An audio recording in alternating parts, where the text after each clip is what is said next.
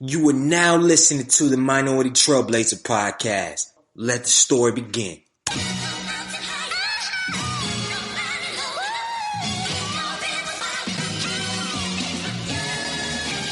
One time for the lovers, two times for the ladies, three times for the brothers, four times for the babies. Do you love her? Do you love her? Do you love her? Do you love her? Do you love her? Do you love her? Do you love her? Do you love her? Do you love her? Do you love her? Do you love her? Do you love her? Do you love her? Do you love her? One time for the lovers, two times for the ladies, three times for the brothers, four times for the babies. Do you love her? Do you love her? Do you love her? Do you love her? Do you love her? Do you love her? Do you love her? Do you love her? Do you love her? Do you love her? Do you love her? Do you love her? Do you love her? Do you love her? Do you love her? Do you love her? Brown skin, love her brown skin, love her brown. Brown skin, love her brown skin, love her brown. She my brown skin, love her brown skin, love her brown. She my brown skin, love her brown skin. Hold me down. Welcome to the Minority Trailblazer podcast, and I'm your host, Greg, the Culture Change Agent. Yes, I am excited today. I know it's Monday. You're like, yo, G, what happened every Thursday? Hold your brakes.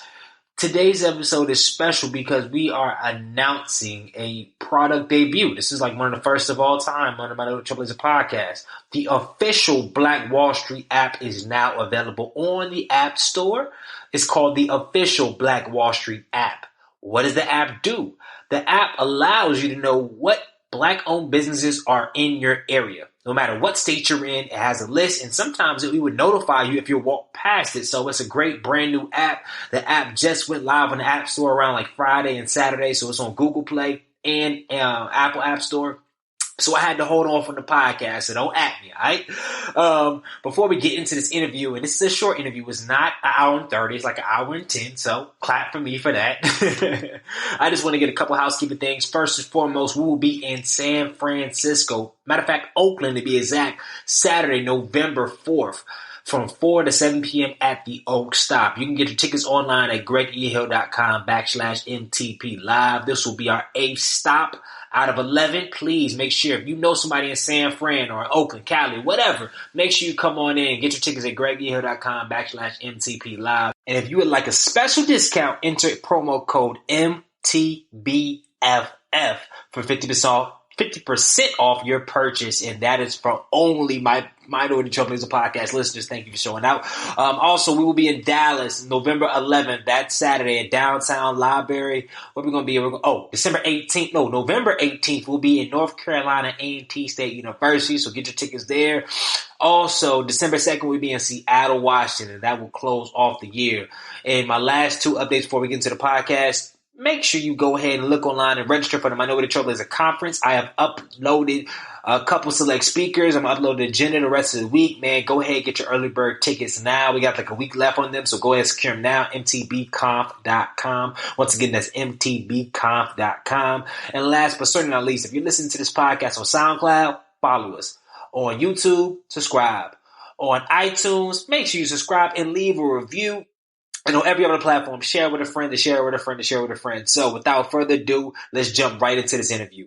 On this show, you interview young, successful minorities in a variety of fields to educate, empower, and inspire our current and future generation of leaders.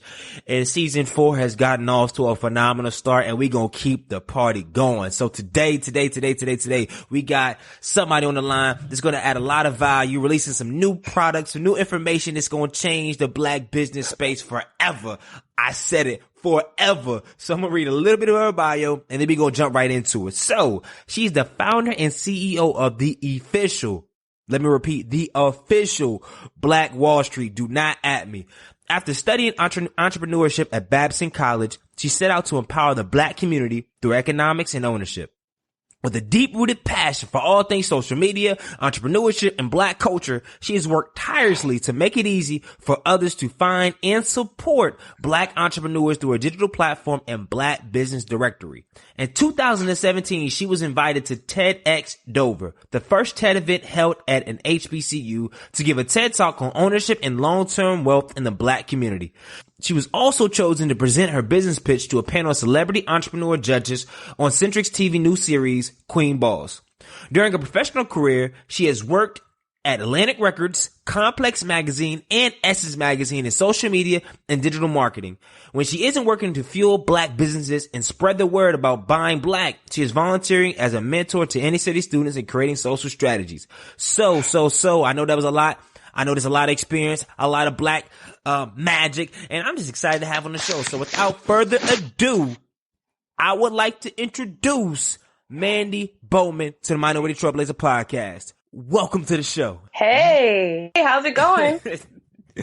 Nah, it's going well, man. We out here 8:30 Thursday, man. I'm excited. How are you doing today?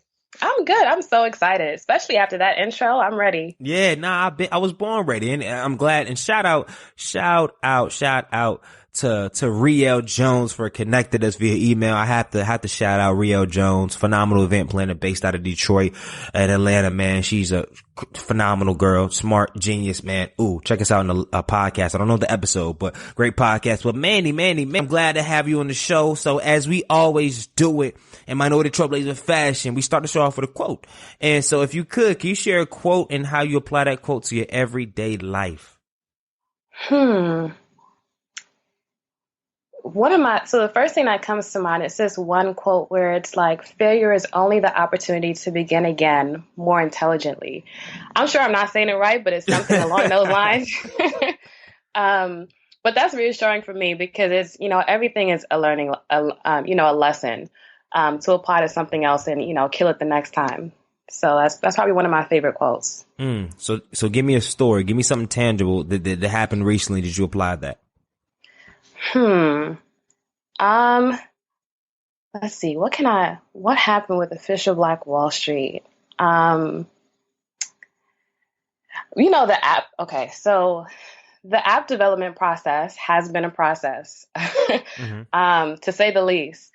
And so I feel like this whole entire thing has been a huge learning lesson for me. Like the app is out now and I'm already ready for the second win. So if you can give us, cause I know we just jumping in, but since we already here, can you give us some context on, all right, let's go ahead and jump right into it. Get some context on Black Wall Street, what it is, and then segue to the app, and then we'll get all the career and the backdrop after we kind of talk about it. So cool. Okay, cool. So Official Black Wall Street is my startup that I began about two years ago. So I launched the site for it. It's basically a platform that helps people find and support Black businesses. So you can go on there and you can there's a search feature, so you can search via category, via keyword, city, state, location, to find amazing Black-owned businesses that you can support in your area if you're traveling somewhere else. So it's a great tool to help us keep the Black dollar circulating in our community. So I launched the website for it in July of 2015. And since then, the response has been amazing. I launched it with about 1,000 Black businesses around the country, and we're now at the point where we're a little bit over 3,000 Black-owned businesses. Most of them in the country, a lot of them around the world as well. So it's been really exciting. It's been really fulfilling. It's something that I've been working on, or at least planning for, and passionate about for years before I launched the website for it. But the biggest question was, all right, this is cool, but where's the app? An app would be a lot easier and more efficient to use. The only thing about that is that apps are expensive. Yeah. So when I began that process, I was thinking okay, it'd be $5,000, at most. And the quotes that I had gotten were well beyond $30K. So yeah. That take that little $5,000 budget. What? Take the what? Right. And lead what? Right. What are y'all doing back there? What kind of app are y'all building? Is this something else that I didn't know? So it's very custom, and I think that's why that's why the quotes were always so high. And I wanted something that was extremely, good quality. So with the app, you're able to you'll be alerted whenever you walk by a Black-owned business or whenever you're near a Black business. So we basically do all the work for you. So you'll be alerted whenever you're near a Black business. You can search via your current location. You can search through, whether the business, if you're looking for a restaurant, you can search, search for one that's open now. You can search through categories, through different locations. You can search through different special offers. It's a really resourceful app. And there are a lot of little features that kind of made it a bit more expensive than I would have wanted it to be, but I thought it was necessary, and I really wanted to put out something that was resourceful and something that worked really well. So that was important to me. So last year I launched a Kickstarter to raise the money for the app. Probably wouldn't do one again because that was probably the most stressful time of my life. Mm-hmm. Just for a little bit of background, at that point in time, I was also working at Essence magazine. And I was the only person working on official Black Wall Street, and managing the Kickstarter was like, I was way over my head. But I reached the goal. What was the goal? The goal was $30,000. Wow. And you raised by yourself 30 racks. Yeah. Walk us through that. Walk us, cause I know, walk us through that and explain the torment. Cause the reason why I would like for you to explain, because, myself, there was a person, I hold a high esteem. I love what they're doing, and they recently just raised $25K on something. Mm-hmm. And I was talking to a friend. I was like, yo, that's crazy. Like, that's a lot, man. I was thinking like, yo, hold up. My tour, I never thought about doing a Kickstarter, cause I know it's a lot of work that goes into it. But I was like, man, they should be X, Y, and Z. They should be feeling good. They was like, yo, G, if you knew how much social equity they had to utilize and everything to do it, they got the money, but it's just a whole different thing, like actually executing on everything and how much you have to stretch yourself to go ahead and do it. So man, please break that down there, because I want the people that's listening to always get context. Okay. Cause I don't want them here to just say, okay, raise 30 and we move on. Like, I want people to really get context on what it looks like, to get it. And then once you get it, what you have to do, because so many people that listen to this podcast are like, oh, I'm inspired, I'm encouraged, I can go do it. You can go do it. But there's some things that you're going to have to go through and have to be in the trenches with in order to really get the success to get it. A lot of work. So with the Kickstarter, I mean, there are a lot of people who start Kickstarters and it just takes off. But those be the ones on the front page. You're like, oh, right. Wow, and you think that's the norm, yeah. But not at all. So I had, during the time, Official Black Wall Street, we had maybe over 100,000 followers. So I was like, oh, 30K is nothing. Like, I was nervous about it, but then there are people who were like, oh, you have a lot of followers, so it should be fine. Ooh, that's a myth too. We got to talk about that too, but continue. Yeah. So during the beginning, it was more so just promoting it on social media, through our different social pages. And it started off extremely slow. So we were a week in, and I was just like, all right, now I'm sweating bullets. So what were we looking at? Weekend, we had like 1,000? No, I think it was maybe 5,000? Yeah. Is that slow? I mean, even what? Yeah, I mean, if I want to raise 30K and I only had 30 days to do it. So 4 weeks, if I have 5K, and if I keep going on that, that track, then I only have 20, by the end of it. Yeah. Exactly. Yeah. 20. So that was low for me, projecting what I would get if I continued at that rate. So I'm like, all right, I need to, figure something else out. So, I mean, I had an email campaign where I did, we have a newsletter, so I did blast out to people, and I continued promoting it on social media and, all the benefits for the app. And it was just extremely slow. So my biggest lesson was I learned that I kept talking to the same people. I even had a press release written up and had it sent out to different people, or different, media outlets. But I realized that I was talking to the same people in my social media efforts. So one of my saving graces during that time was reaching out to other people and other social media networks and saying, hey, this is what we're doing. I would love it if you would support, I'll post about y'all as well. So that was the biggest thing, just spreading the word a little bit more. I think that was probably the biggest. And once I did that, everything picks up a lot more. But I've learned that you really can't rest on, your particular network, your family and friends, your social media followers. You really have to branch out from that and grab onto other people's networks. So that's what, I probably learned that maybe 2 weeks in. So before that, it was just a lot of struggle, a lot of stress. I remember walking, and on top of that, I just started my job at Essence maybe maybe a month or two before. And so it was just a lot of stress keeping up with both things. I remember walking into the office and I felt like a zombie. Like I was just so tired. I've never been so tired or stressed in my life. Trying to go back and forth between the both of those. And then also keeping up with, the regular official Black Wall Street stuff, emails and things like that. So there's definitely a lot that goes in it. You absolutely have to have a game plan before you step into it, just in terms of how you're going to get the word out, who else is going to, post it for you or post about it and help you promote it. So that was probably my biggest lesson throughout that process. So what was the tipping point when it started like trickling in and you said, yo, we gonna hit it? It was, I would say the end of week 3. I think the end of week 3, I still had to raise 10 or 15K. Woo! Yeah. In a week?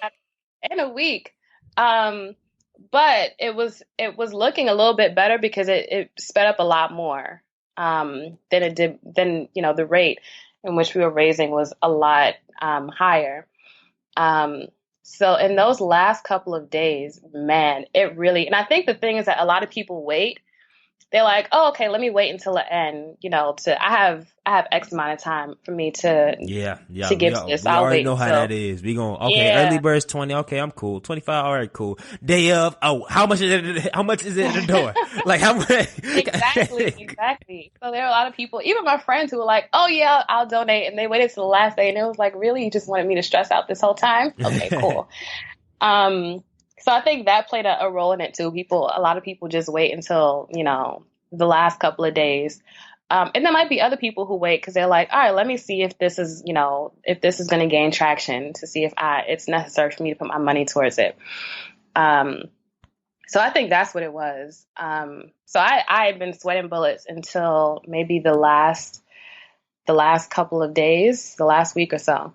And what was that feeling when you hit the number? Like what it was like, take us to that moment. You looked on as like, yo, whoa, we really did it in a month. Oh, I remember that because I was leaving work. And I got a notification from Kickstarter, and it was from my aunt Carol, and she had donated the rest of the money to make the goal, and it was like $300 something. So I remember walking toward the train station, and I stopped and I was like, oh my God, thank you, Lord. Like this is finally over. I mean, the way that things were going that last day, I knew that it would reach that point, but man, just to see it and be like, all right, I can stop stressing out now. It was like that Pursuit of Happiness moment when he got the job. He's like, everybody looking at it like, what's going on with him? He's just like, you don't know what I've been through. Right. I was sleeping in the subway. That was that exact moment. Oh man, that's good. That's good. But then the day after, like, hold up, because did you have like different pledge amount, like different packages you have to do for different pledge amounts? Mm-hmm. And then that's when it got real. Yeah, so that's when you have to. So it was twofold, because one, I already had a developer that I wanted to work with, so then I had to jump on things with him, and then also make sure that I was fulfilling everything. So we had T-shirts. One thing that I did just to ease it a little bit more, so that I didn't have to spend as much time shipping things back and forth, was for some of the levels I did like ebooks, and different, like for example, for business owners, they got, free social media promotion at a certain level, or homepage feature on the website and app when it comes out. So doing things like that involve whatever you're working on. And for me, it was a little bit difficult to come up with what I wanted to do, because what I was working on was tech based. Mm-hmm. It's not like I was working on a product that I could just ship out to people. Yeah. So I thought that would be the easiest route. So yeah, that definitely took some time because you have to reach out to people, and then sometimes they don't really respond. So you got to keep reaching out because you're like, all right, I want to ship these out one time. It was that, and then also, getting things up and going with the developer. Yeah. So tell me about that. Cause it's like, okay, we got it. We're shipping stuff out. And then you walk into that room or you send an email and then it's like, we actually got to build this thing. Yeah. So that was definitely a process. So my biggest lesson is that you have to make sure that you like every single detail has to be fleshed out, and has to be stated. There can't be any, Gray area. there can't be, right, no gray areas because you will end up paying for it in the end. Every little feature you think you might want, you have to plug it in because if something is already built and they have to go back and, add something in, that's going to cost you. So that's what I meant about, I already forgot the quote. Failure is only the opportunity to begin again more intelligently. Because I realized that I made a lot of missteps that I could have avoided, or that would have been, that I could have avoided and could have saved a couple of coins, if I had been more knowledgeable, during this first round of development.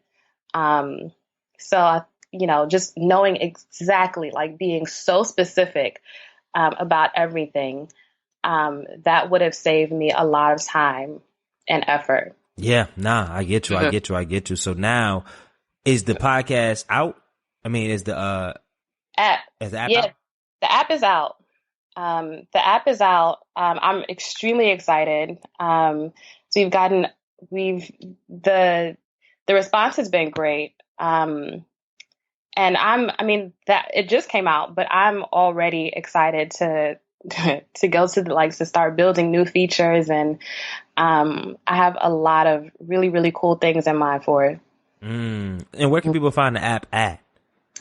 So it's on Android and Apple devices. So you just go to the Google Play Store. That's what it's called, right? Google Play Store, yep. Or the App Store, and search OBWS or Official Black Wall Street, and it'll pop right up. Okay. That's dope. I'll make sure everybody, and we're gonna have the link in the show notes. So this is huge. Like I know we're underselling it, but this is kind of groundbreaking because I know there is other websites and maybe some other apps out there, but the functionality, the cleanliness, and what I'm anticipating from it is definitely different. So can you speak to a couple things before we kind of get into the backstory of why you even started and how this idea even came about? What makes Official Black Wall Street different than all the other Black Wall Streets out there? Because it's crazy. Like seriously, there is like a Black Wall Street in my hometown in 2 weeks that are doing this homecoming event, and then also too from all the Buy Blacks of the world. And not to say there's a competition, because I mean we're all are helping and promoting Black businesses, but what is your difference, and then how have you been able? Why do you call yourself the Official Black Wall Street? And then the second question is, what is your difference? Yeah. So I know exactly what you mean. When I was developing this, I made sure that I, looked at other similar, apps and websites. And I can definitely say that, when it comes to the user experience, it's definitely far beyond what I've seen. When it comes to the different features and just the ease of use. And so one of the major things about me when it came to Official Black Wall Street is I wanted to make sure that it was presented in a way that reflected something that I would produce. So something that was of high quality. So everything from the social media pages onto the app, it all has that same flow. So the reason why, so even with the app, like we have one of the biggest differences is that our features we have a lot more features, especially when it comes to Black business owners. So for example, you're able to have a homepage feature. You're able to advertise on competitor listings. You're able to be alerted whenever you're near a Black business. You are here we go. You're able to promote your sales. You're able to respond to reviews. There are just a lot of different features that are really useful for business owners when it comes to connecting with consumers.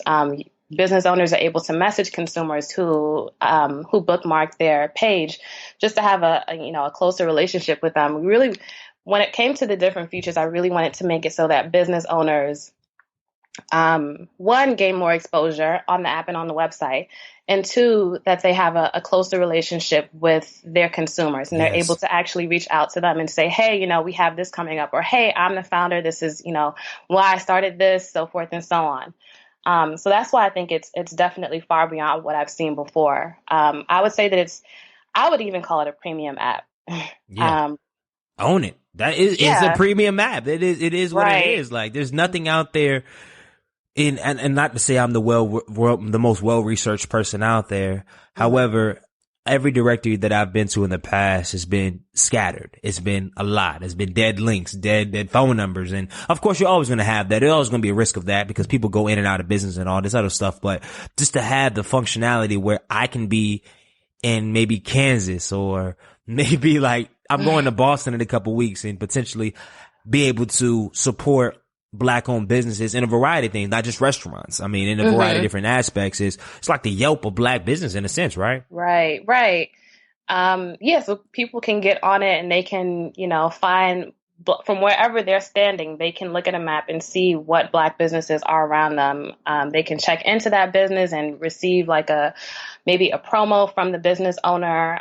They can find directions. There are a lot of really cool features. And like I said before, the user experience is really great. And that's one thing that I really wanted to stress because I've been on a lot of different apps before, whether they're similar or not. And one of the biggest downfalls or the biggest reasons why I was just like, all right, I'm not using this anymore. It's because it wasn't aesthetically pleasing and the user experience was just horrible. So that was one thing that I was really, really focused on when it came to this app. So question. So currently, as it stands right now, do you own 100% of the company right now? Yes. So this is a bigger question because I like to bring real conversations, real dialogues to this podcast, and we've been flowing phenomenal thus far.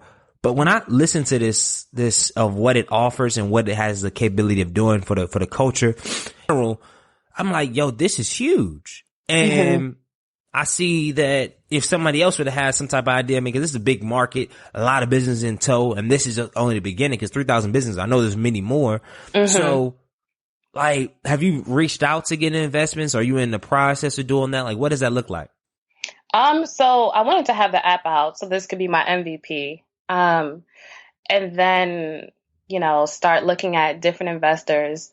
My only thing about that is that I would want the investor would have to be Black and would have to understand, why I'm doing this.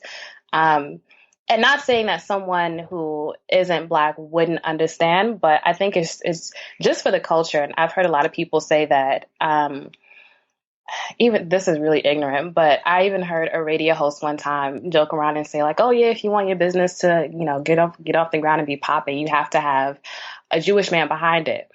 And Official Black Wall Street is all about us supporting each other and proving that we can do it on our own and pull ourselves up. So for me, it would be like 100% would have to be a Black investor who understands, just to disprove that whole myth that we need somebody else, or we have to sell our businesses outside of our communities in order for it to be something big. We have enough Black VCs and Black investors and Black, business people who, we can do it ourselves. Yeah. That's my biggest thing. Nah, I like that. I like that because it sounds weird. Unfortunately, look at BET, look at a lot of, platforms that are like, even is Essence is owned by Time, right? So a lot of black businesses are funded and held down by white corporations. And let's not get it confused. There's always, in the end of the day, we're all humans, and there's always, like, you're going to need certain resources that black people honestly cannot provide. Not as far as financially, but certain things maybe in tech. Like I hate people. I don't hate people, but it's just difficult. Somebody say, I can do everything has to be all black. Like, hold up, man. Like the doctor that probably brought you in this world probably wasn't black, bro. Like, right. For real. Like, let's be real. Like, you get, like, your mom didn't request, make sure we got a black dog. And she was like, let me get this baby out of me. So let's not like, so I get the funding part, but some people just go to the extreme. And it's like, so I can't go to Whole Foods. Like, I can't go to Walmart for a second just to get like a dollar water. That's it. I gotta go to the mart. I gotta go to the African store. Like, what? So I can't go to the BP for real, man. Like, where I gotta go? We don't got no black gas stations like that.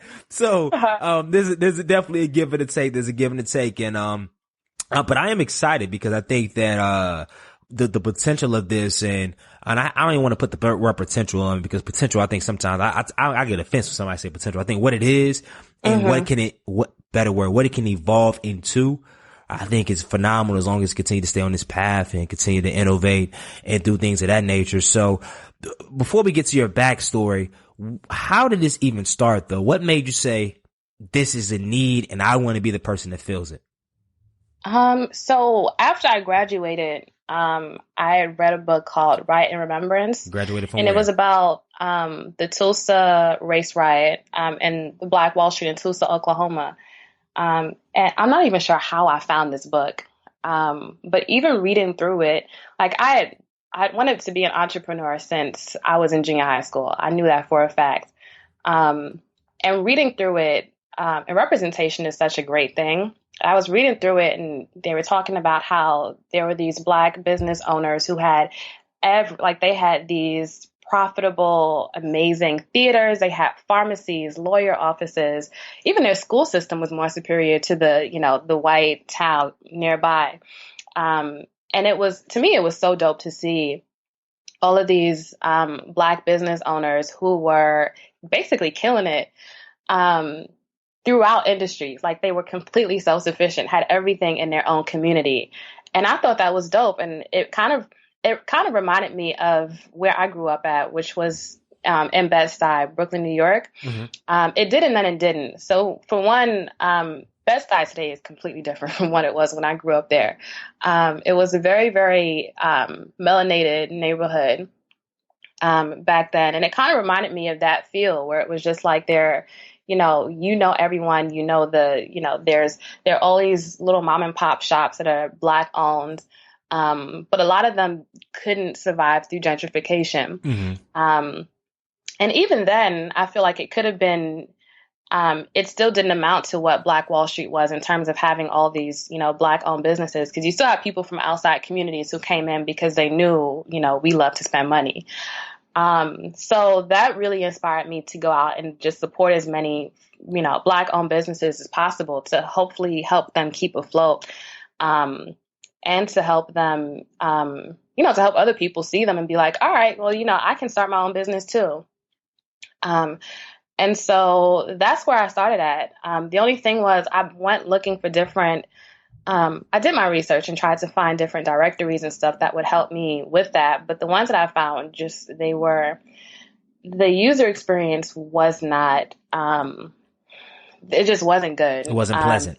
Right. It wasn't pleasant. It's a good way of putting it. It's frustrating. It was like, yo, what in the world? Like, I'm trying to click this thing. It's not clicking. Why does the link not work? Like, seriously, right. Why does it link to lowest links? So yeah, it was hard to get through. And it wasn't updated. The flow of it just, so I was like, I'm just going to start my own list, just so I can make sure that things are still open or things are still Black owned and so forth and so on. And in doing so, I found so many dope Black businesses, even in my area that I never knew of before. And that kind of inspired me to just start sharing it with other people. And so at first my thought was, okay, I can start, a directory or something for New York City. But then I was like, why not, dream a little bit bigger and, do something that people all around the country can benefit from. And so I started the social pages for Official Black Wall Street. And I literally just started them sharing images of Black businesses and linking to them. And you started with no following, right? Right. No following. And when was this? 2013, 14? No, this was 2014. So 2014. And this is Yeah. Instagram, Twitter, and Facebook? Right. Okay. And Tumblr. So that's how I started. And it grew to something that it grew to something bigger than I had envisioned. Like, I thought I would just, do these little cute Instagram pages and hopefully, people would be inspired to support. But the following, really grew, and I was like, oh, wow. So people are really, I feel like I'm actually doing something. And then the Michael Brown shooting happened, and I became completely, like this. I felt like I was living through my passion in doing this, and then finding Black businesses and giving them more exposure. I felt like I was doing something to at least help push us forward, and whether it be in the smallest way possible. So I feel like I found my calling through, doing this and helping Black business owners. And the best part of it all is hearing from Black business owners who were just like, oh my, you posted about me, or I listed my business in your directory, and, I'd seen all these click-throughs, or, my sales went up, and I'm just like, yes, that's really what fuels me. Just hearing from Black business owners and seeing that they're, getting a response from Official Black Wall Street. Yeah, nah, I get you. And I know that's the biggest thing. Once you like put something out there, it's like, it's cool. And you start posting stuff, and then people start saying, hey, can I get listed? Or then you list something and say, hey, I really appreciate it. And then somebody actually buys business, and somebody spends money on something, and then it's like continues to roll and roll and roll. And then you're like, hold up, I gotta monetize. I gotta do something. Then it's like, okay, right. it's called cool and then it's like, as it scales, then you get more requests, and you're doing more stuff, and you're doing more intentional. And then it's like, hold up, I'm doing all this for free. So, right. So when was that breaking point for you? Because I know a lot of entrepreneurs, or not even entrepreneurs, because this podcast is for anybody that's listening, that you're doing something so much, and then it gets to a point where it's like you're getting good at it, and it's like, hold up, man, I'm seeing somebody do the same thing, and they getting X, Y, and Z. Like, it has to play into your head. So when was the tipping point you said, hold up, let me make this a business or something? I think it was, so let me think back. So I launched the site in July of 2015. So it was definitely last year, maybe the beginning of last year, where I was like, okay, so now I have bills to pay when it comes to Official Black Wall Street. Like, I got to pay to send out newsletters to help promote Black businesses. I have to, I can't do all this on my own, so I have to get more people on board.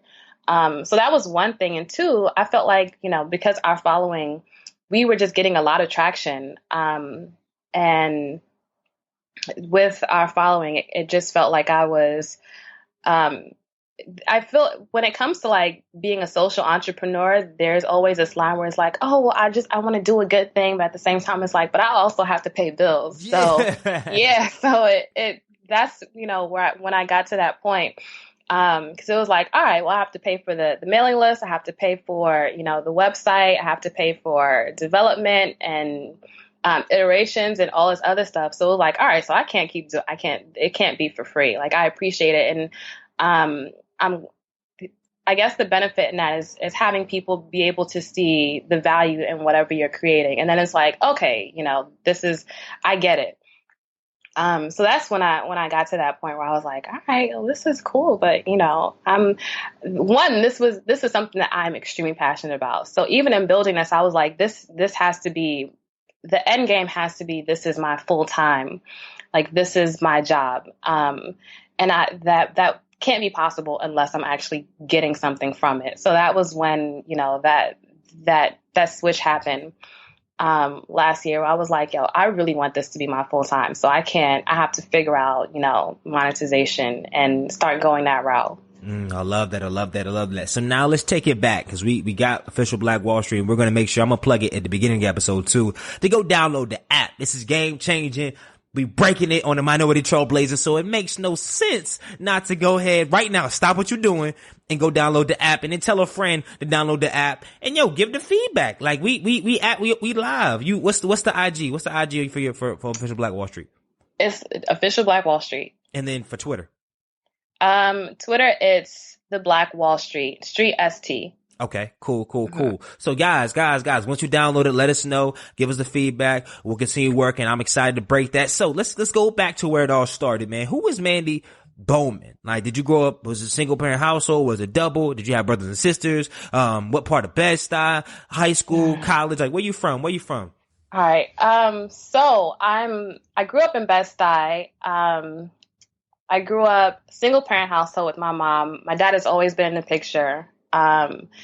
So I would say I grew up probably lower class, in Bed-Stuy. My mom has always been like a huge inspiration for me because she's just so selfless, with everything.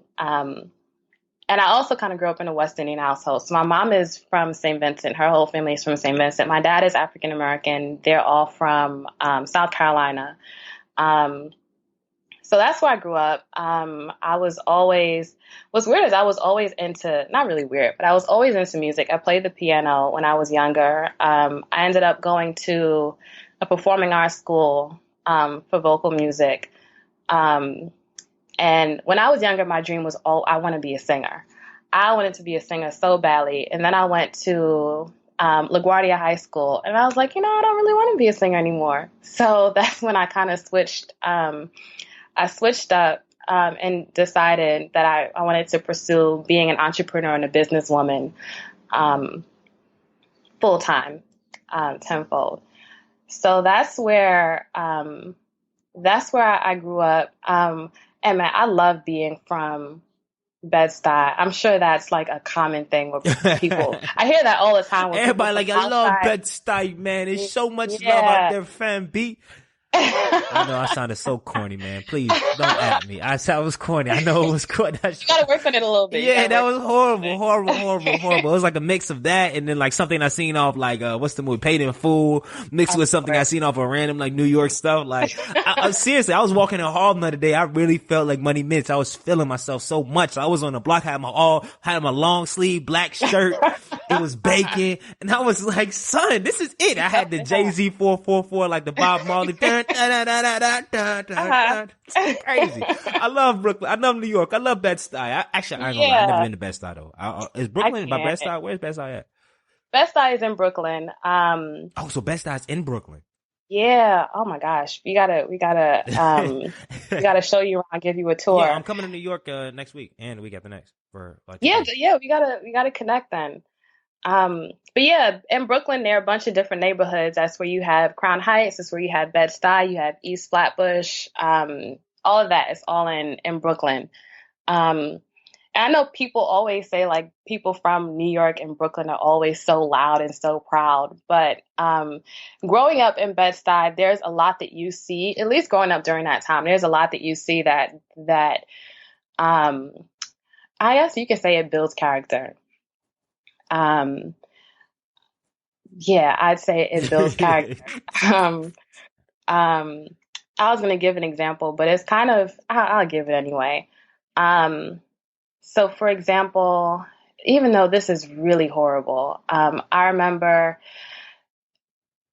one time in elementary school, there were just a bunch of instances of things that I feel like when you grow up in New York, you see a lot of things that you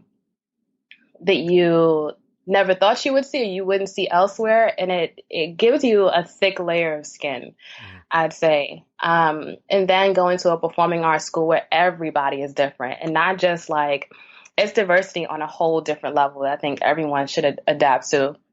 So it's not just, okay, you have Black people and Asian people and white people and Hispanic people. It's more so like you have people who have pink hair and people who, wear leather boots all the time and people who listen to this type of music and this, people who listen to classical music. It's just like such a dope, like form of diversity, that you really can't find elsewhere.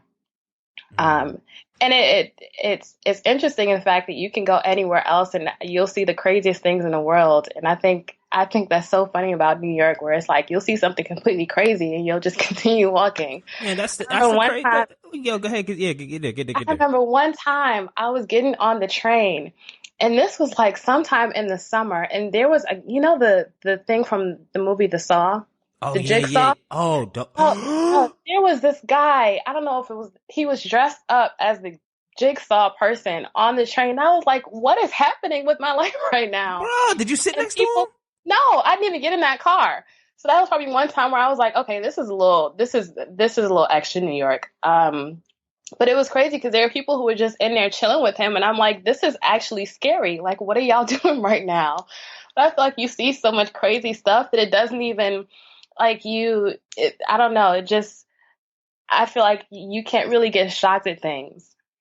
Yeah. So yeah, growing up in New York it's definitely interesting, to say the least. But yeah, I went to LaGuardia, decided I didn't want to do music anymore, at least professionally, or at least as a singer. I definitely wanted to work behind the scenes because I just love this business. Oh, you do a little something. Oh, hey, debut something. What's up? You know, the way my allergies and stuff, that would be you can turn this thing into the voice. I ain't thought about that. We can cross over the black voice.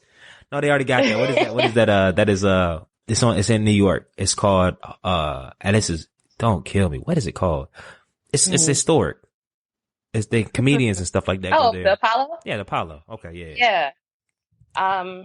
What college did you go to? I went to Babson College. Babson. Where is Babson at? Give some context, because I know a lot of people don't know where Babson at. Yes, it's a small business school in Massachusetts, like 30 minutes outside of Boston. So the reason why I went to Babson is really interesting. I definitely did not see myself going there. I had this one teacher in high school who kind of helped me with the whole college process. I told her I wanted to be an entrepreneur. She's like, Babson, you got to go to Babson. You'll be a millionaire. That's it for you. I researched it and was like, it's not really, what I'm looking at. It was a very small school, and I always saw myself going to like a larger university. But I applied anyway. What was interesting was that she was like, yeah, you should apply. You probably won't get in, but you should still apply anyway. What? Like, yeah, now listen, I've always been, like a straight A student. So when she said that, I was like, oh, I wonder why you think I won't get in. So she tells you you should go to Babson, and this says you probably won't get in? Yeah. Okay. So I'm not even sure where her, what it was about me that made her think I probably wouldn't get in, especially since I had the grades for it. But that's a conversation for another time. So I applied for it, and I was like, all right, she said I probably won't get in. So I did like the Common App where I applied for it, but didn't send in the other part because I was like, okay, she said I won't get in, so what's the point of me doing the extra, to try and apply, especially if it's not a school that I actually want to go to. So the deadline had passed, and it had been like a week after, and they had contacted me and said, hey, we noticed that you didn't finish this. We're going to give you an extra week. So I was like, oh, okay. So then that was when I, finished the rest of it. I still didn't think anything of it. I had applied to other schools that I was really excited about. I ended up getting into Babson, which was exciting only because she told me I probably wouldn't get in. But even then, I still wasn't really into it. I went to visit all of the schools that I had applied for. And then I went to visit Babson. And as soon as I got there, I was like, this is it. This is my school. It was a really weird feeling, but I remember walking through campus and I just felt like it was home for me. Mm-hmm. Or like I was just supposed to be there. And I if I could do it all over again, I would absolutely go again. So I love the fact that it was a small school, which is interesting because I was not into any small schools. But the professors, the staff, they know you by name. They have this great entrepreneur program where the first year they have you start your own business, like give you real money. Wow. Like how much? Like 500? Or like talking about like a couple racks? I think it was 3,000. They give you 3 racks and say go get it? What? Yeah. What? What? Don't quote me, but I feel like it was 3,000. And I loved Shoot, it it must have been because expensive to go there. yeah, it was. It definitely is. But luckily, I mean, they were good to me when it came to financial aid because of my background, which was cool. So it was, I mean, when you go there, they literally, I mean, you set foot on campus and it's like, all right, create a PowerPoint, to pitch your business idea. Like you really jump in, head first. And that's what I loved about it. I felt like they really prepared me for, what I was to meet or what I was to come into contact with in the corporate world or in the business world. So that's where I went to college. And from there, that's where, everything started. After I graduated, I was like, I just want to learn about all things Black, Black culture. Is Babson Black though? No, it's not. So what, I mean, real quick. So what was I'm all for the Black culture, but what's your fascination once you left there to be all entrenched into Black though? So I would say, okay, so I grew up in Bed-Stuy where it was basically all Black minorities. I went to school where it was extremely diverse. So I never felt like I was the minority. And then I went to Babson, and that was my first time being in a situation or somewhere where I was the minority, or I was sitting next to people who had never met a Black person before, face to face, which was crazy to me. And that was kind of when, the Trayvon Martin case happened. And I just never been so aware of my Blackness before. Oh my gosh, going to parties either at Babson or in the area, and, they're rapping to niggas in Paris and they're saying the word and you're like, what is happening right now? I had never been in that type of situation before.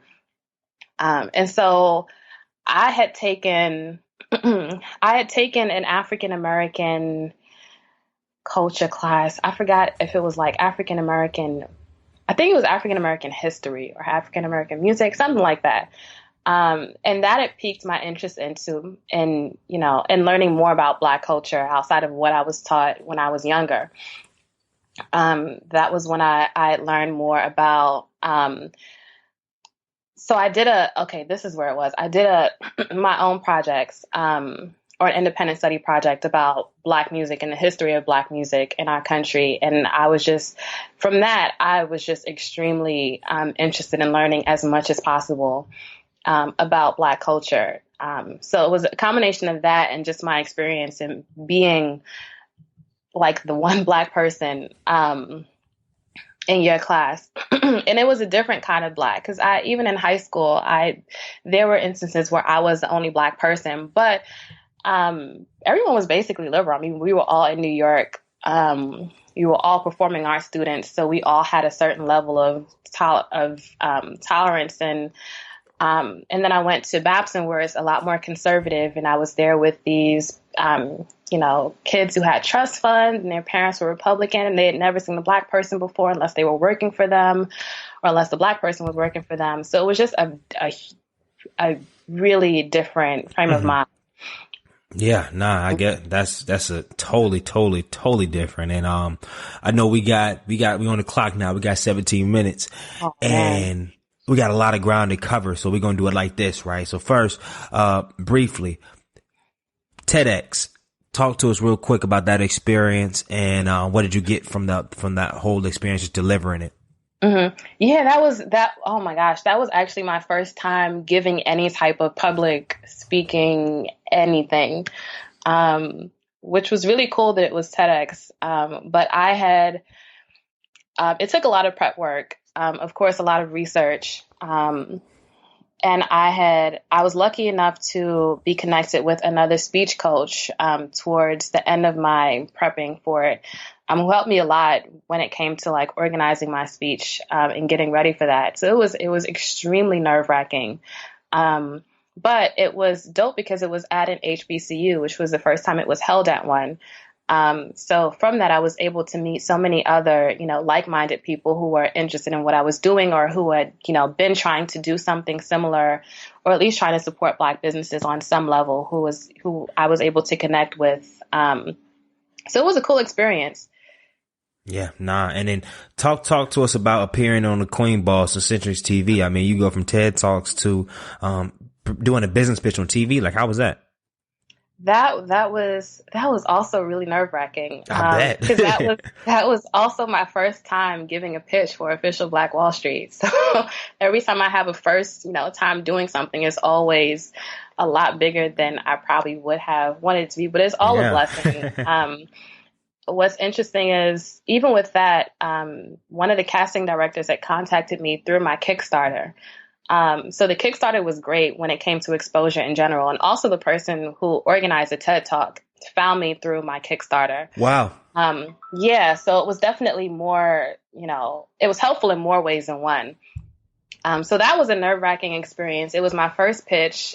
Even looking back at it, it was like, it was a first pitch. So, it was what it was. It wasn't the best, but it was a cool experience because I got to push myself outside of my comfort zone. And that's a big thing for me. Because I feel like, all these experiences, they're absolutely not things that I would have done, because I'm a very low key person. But it's great because everything that I do, everything that scares me, all of those things, it just eases me out of my comfort zone, and prepares me for a lot, more, bigger things. You already hit on the head, and we're going to do something interesting with your professional career. So I know you worked at Atlantic Records, Complex Magazine, and Essence. So if you could, for each, and I'm going to name the name, just say how you got the job, and then what is the biggest lesson you learned from each. So let's start with Atlantic Records. So Atlantic Records, I got the job, when I graduated from Babson. That was my dream job. I wanted to work in marketing at a record label. So I literally just applied for it online. My biggest lesson with that one was, my biggest lesson was you can do two if you need. was to prioritize myself and things that I'm passionate about. Because it was my dream job, but at one point in time, it was like, okay, I want to do more than this, but I don't have the time because this is just taking up so much of my time. So my biggest lesson was to prioritize myself with that job. And what was your role within that job? I was a digital marketing coordinator. Okay, first job out. And how long did you stay there? I stayed there for about 2.5 years. Oh, that's huge. Let's talk about Complex. How'd you get the job at Complex, and what was the top 2 nuggets you learned from that experience? At Complex, how did I get that? I had literally just been applying to jobs like crazy, and Complex was one of the ones that I applied to. I think it was through Glassdoor. And everything. Shout out to Glassdoor. Yeah, and everything just worked out from there. My lesson, or what I learned at Complex, well, this isn't really like a larger thing, but I just learned a lot when it comes to social media, because their social media pages are, they do really well. So it was just a good lesson in how to reach like millennials, and how to like post engaging content and engaging captions. I guess my other lesson was, what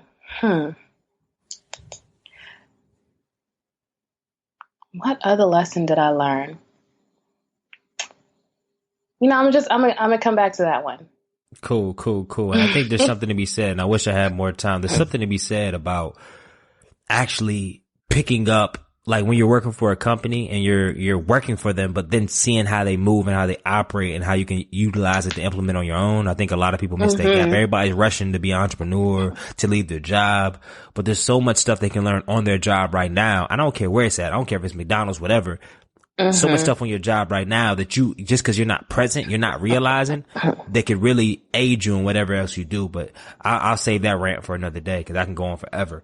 And then Essence Magazine. How'd you get the job, and then what you learned?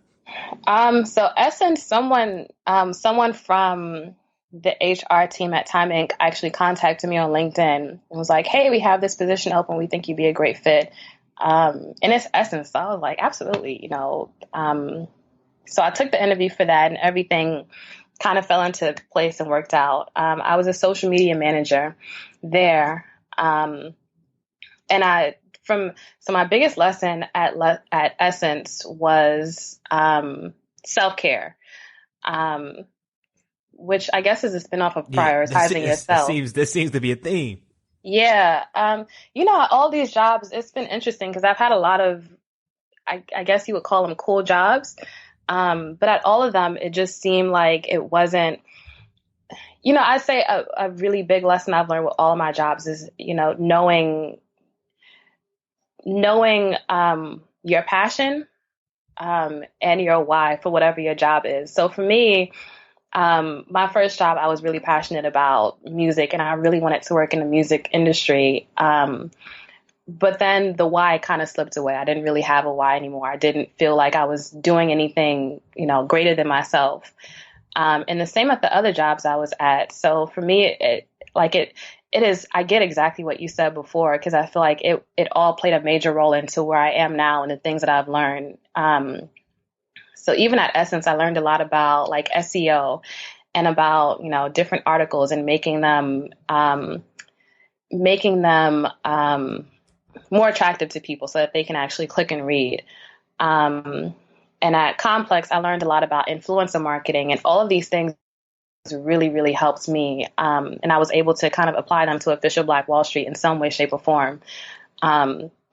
So, just going back to the prioritizing yourself thing, I learned the lesson that I was meant to be an entrepreneur. It's a lot of hard work, but at all the jobs I've been at, there was always it was like, oh, okay, this is really cool. And then it was, it's still not there for me. So I think the biggest lesson was just knowing your why. And every time I went to another job, it was like, okay, but my actual why is Official Black Wallstreet. That's like where my passion is. But I feel like I truly believe that everything happens for a reason. And even looking back, I can look at everywhere that I've been and be like, oh, if I didn't go there, then I wouldn't have known how to do X, Y, and Z with Official Black Wallstreet. Or I wouldn't have learned how to, really, at Essence, I really learned how to, Essence was really instrumental in kind of showing me how to really optimize social media. And when it comes to branding and making sure everything looks clean and, so everywhere that I've been, it's kind of been a stepping stone for learning something, that I can apply to my business. I love it. Everything matters. Everything matters. So as we transition to our last round, our culture change round, that's a series of 5 rapid fire questions and hopefully receive rapid fire answers. You ready to go? All right, I'm ready. What is the best piece of advice that you have never received? That's a good one. Man, the best piece of advice that I've never received. So I guess it's not really advice, but, so people always talk about entrepreneurship and how great it is. And, you'll get to define your own schedule and all these other things, but they never really tell you the downside of entrepreneurship. Like it's actually, there's so many things you need to touch on, and it's a lot of, it can be very stressful at times. So I guess the best advice that no one has ever given me is, how to be organized when it comes to being an entrepreneur, and how to deal with, different failures and things that you have to bounce back from. Love that. That's why they write the books at the end and tell it. Right. If you could add one habit and take away one habit, what would they be? If I could add one habit, it would be going to bed earlier and just having a better, to bed, getting out of bed routine. If I could take away one habit, it would be, I was going to say creating a list for everything, but that's actually kind of helpful. I could take away one habit. I guess it would be my love for brunch. Oh, man. Are y'all New Yorkers in this brunch? My God. $25 for pancakes? What? Yeah, it adds up. It adds What? up. So I would take away that habit. Adds up. Y'all always brunch, and I'm like, yo, that's why I said I ain't dating nobody from New York, man, because they always trying to brunch, and let's go to brunch. No, we can make brunch. I can go get you some pancake mix. Like I can make the pancake, you can make the eggs, like, and we can go buy our own mimosas. But I'm not going to pay $25 for that, and then another $20 for the mimosas. I done spent $50 on me. Yep, that's exactly. If I go with you, it's gonna be $80 for a brunch. Yep. Nah. So I've been good at it this summer because, funds are tight since I'm not at Essence anymore, or I don't have a full time outside of official Black Wall Street anymore. So I've been good at it, at scaling down on different things. But, I love when brunch. chicks are good at scaling down, they scale up on these dudes that be buying their brunches. But that's a whole different conversation. Oh, I'm scaling down. Right. Okay, cool. You just send a text and then now you got like, yo, so I'm not even going to go there. I'm not going to go there. I'm scaling down. You can scale down all you want. Like side note, I hope she don't listen to. I ain't gonna put it out there. I'll let it because it's just I've seen the craziest stuff happen, and I'm like, how you invite somebody out for lunch, and then like I didn't even want to go to, and then I paid for it. I said I didn't even do this. I'm like, I know I'm a man. I mean, hopefully she not listening. I mean, I know, no offense to her. She's cool. That's the homies. But I felt some type of way. The check came and she just got like, she just kept talking. I was like, 2 minutes went by. I'm like, you gonna pick this thing up? Like, I usually pay for all, but I did not ask for this. Yeah, I think that's one of the downfalls of, I feel like if it's like a first thing or just lunch, then we'll just split it. It's cool. It's communication though. I think it was on me. I took the L. I said, I should communicate. I said, hold up. What is this? Is this like, did you invite me to lunch? Do you think this is a date? Like where does this go to? Like, I did not sign up for the date, boy. I didn't do that. So I was like, no, but, that's neither here nor there. Neither here nor there. What is your favorite book and why? My favorite book. Oh man, I have so many. I don't want to be a nerd. And I feel like I should say something business related, but I love Harry Potter books. Oh, I love Harry Potter too. Yeah. What? Harry Potter? Bruh. Harry Potter? Heck yeah.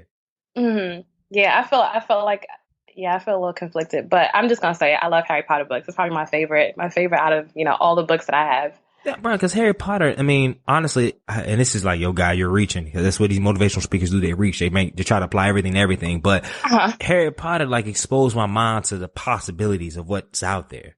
Like, that's a good way to look at it. Seriously, like, I mean, that's why I've always had the no limits type of attitude, and like, we can make it happen. Because Harry Potter, I mean, look at Dragon Ball Z with Goku. Like, Goku always kept getting back up, kept getting stronger. Even when people were obviously stronger than him, he overpowered them. So I learned so much in my cartoons and in the books that I've read early on that still power me to this day. So yeah, hold that, say that with pride. Say that with some bass. Respect, put some respect on Harry Potter. You're right. What is your biggest fear? Can I name two? Because I feel like one is a little. Yeah. So okay, one of my biggest fears. I'm really afraid of snakes. I remember I can't even look at pictures of snakes without freaking out. So snakes, that's one of them. And my second fear is just not reaching my full potential. But like I'm a Capricorn, so I'm very, very ambitious. So I guess that's one of my biggest fears, just not reaching my full potential. Nah, that's everybody's fear. That's real. And last, before we enter our last question, if you were the president of the United States, what's the first thing you would do? If I was the president of the United States, I would find some way to make college free. That would be the first thing that I would do. Just make it free. I love that. That's a real answer. So as we wrap it up, I call myself the culture change agent. So every single person that comes in the show is a culture change agent in their own right. So this question is for this. If you could change, this question is for this. What does that mean? This question is for this. It's early. If you could change one thing about society, most specifically our African American culture, what would it be and why? If I could change one thing about African American culture or society, I